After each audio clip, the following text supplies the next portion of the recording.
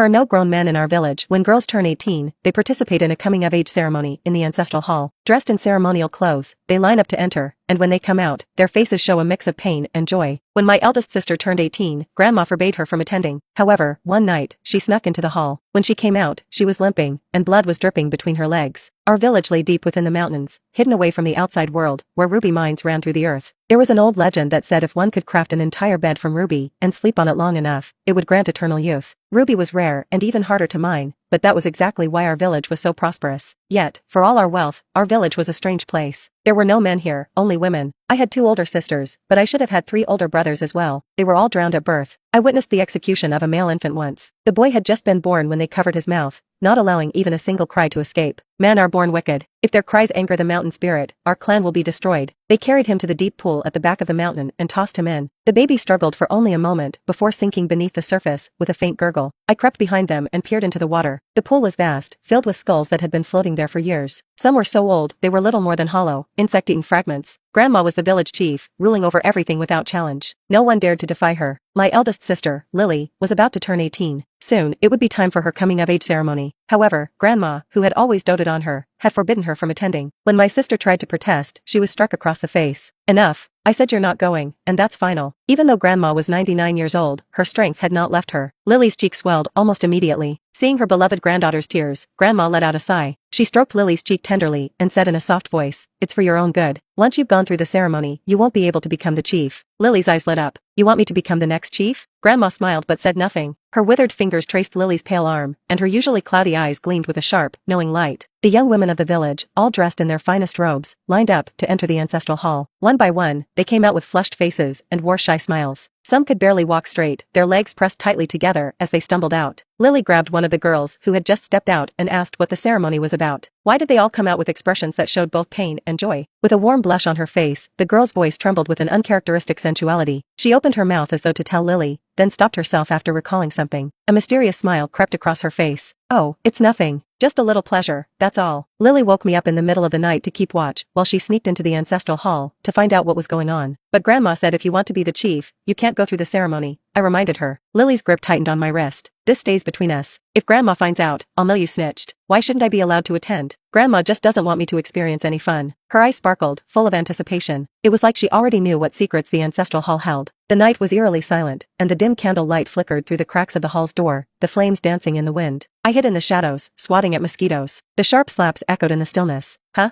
Something was not right. Noises seemed to be coming from inside the hall. I heard soft sobbing too. It was Lily. "Lily, are you okay?" I thought something had happened to her, so I pushed the door to go in, only to find that she had locked it from the inside. I am fine." Her voice dragged with a strange, teasing rhythm. It was softer than the hum of cicadas on a summer night. The noises inside grew louder, and I could not shake the feeling something was wrong. I climbed up to a window to make sure she was safe. The window was too high. I could not see much of the room even if I stood on my tiptoes. Still, I could make out there were 4 thick iron chains tied to the pillars, rattling violently as though something was straining against them. I could see Lily sitting there in only her fitted undergarments. Her smooth back arched and undulated sensually, rising and falling in a steady rhythm. I clung desperately to the windowsill, wanting to get a better view. However, my grip slipped, sending me tumbling down. I twisted my ankle as I fell. I urged Lily to hurry back, but despite her assurances that she would, it took her a full hour to finally come out. When she finally appeared, I was leaning against the wall, massaging my aching ankle. "Laura, come help me," Lily said in between gasps. She was out of breath. It was as though she had just emerged from the depths of the water, and her body leaned heavily against mine. As I helped her climb over the wall, my eyes inadvertently wandered up. I was startled to realize she was not wearing any undergarments. I asked Lily what happened in the ancestral hall. Lily's cheeks flushed red, and she stammered for a moment before saying, "Look at that smile on your face. You'll find out soon enough." Humph. If she would not tell me, I would find out for myself. Feigning a stomachache to avoid returning with her, I stealthily made my way back to the ancestral hall. However, I was shocked to find Grandma ordering a group of people hauling things out. Thick layers of oil paper were wrapped around long bundles. Each was carried by a pair of people, but even then, it was a struggle. Suddenly, someone slipped, tumbling down the steps and tearing the oil paper. Grandma rushed over, her eyes wide with concern. She ordered someone to wrap it up carefully with more layers of oil paper. I pressed myself against the wall, covering my mouth, trembling. What stuck out of the torn paper was a pale, lifeless human hand. "Get this handled quickly." The new goods will arrive soon, Grandma said with calm authority, giving instructions to Aunt Ivy, the person leading the team. The group moved away, pulling a cart up the mountain. I sank to the ground, feeling utterly dazed. I was struggling to process what I had just witnessed. Back home, I was struck with a high fever and missed the days of the coming-of-age ceremony that followed. Each night, Lily would slip over the wall to the ancestral hall. Without anyone to keep watch, she returned quickly. She would wear a satisfied smile on her face as she drifted off to sleep. During this time, Grandma came to check on me. I opened my mouth to ask her if they had done something bad. Before I could say anything, her rough hand brushed against the back of my hand, sending a jolt of pain through me. After a few days apart, her already frail hands had become even rougher. Her skin was dry and peeling as though it were about to flake off. I instinctively swallowed my words. I decided to wander through the village, but I noticed that no one was missing. So, who were the people they had carried out of the ancestral hall? After the coming-of-age ceremony, Grandma's health declined rapidly. She was once vibrant and full of life, but now, she needed a cane to move around. The villagers said that Grandma was nearing her end, while several women vying for the position of clan leader sobbed at her bedside, pouring and serving her tea and water. Humph. A bunch of clowns. Grandma had already said the clan leader's position is mine for the taking, Lily remarked with a smirk while watching the others, already imagining how they would soon be showing reverence to her. That night, I was deep in sleep when a commotion stirred me awake. I saw Lily dolling up herself in the middle of the night. I thought she was heading to the ancestral hall again and wanted to share the strange things I had witnessed. Before I could voice my thoughts, she covered my mouth and pushed me into the room. Shoo, Grandma is going to reveal the village's secret to me tonight. She said I can't let anyone else know. Just go to sleep and pretend nothing happened tonight. Lily left happily. Little did I know that the next day would bring back, not my sister, but her lifeless body. When I rushed to the ancestral hall after hearing the news, my heart dropped at the sight of her body covered with a white cloth, lying in the courtyard. Oh, Lily was so foolish. How could she venture into the mountains at night? Not only did she lose her life, but she was also mangled by wild beasts. No, it can't be Lily. I was trembling as I reached to lift the cloth for confirmation. However, Grandma's hand shot out to stop me. Laura, your sister died a tragic death. It'd be better if you don't look. I shot her a furious glare. Lily had gone to find her last night. How could she have died on the mountain? I brushed aside Grandma's hand and yanked the white cloth away. The next second, I found myself retching in the corner, my stomach heaving as the world spun around me.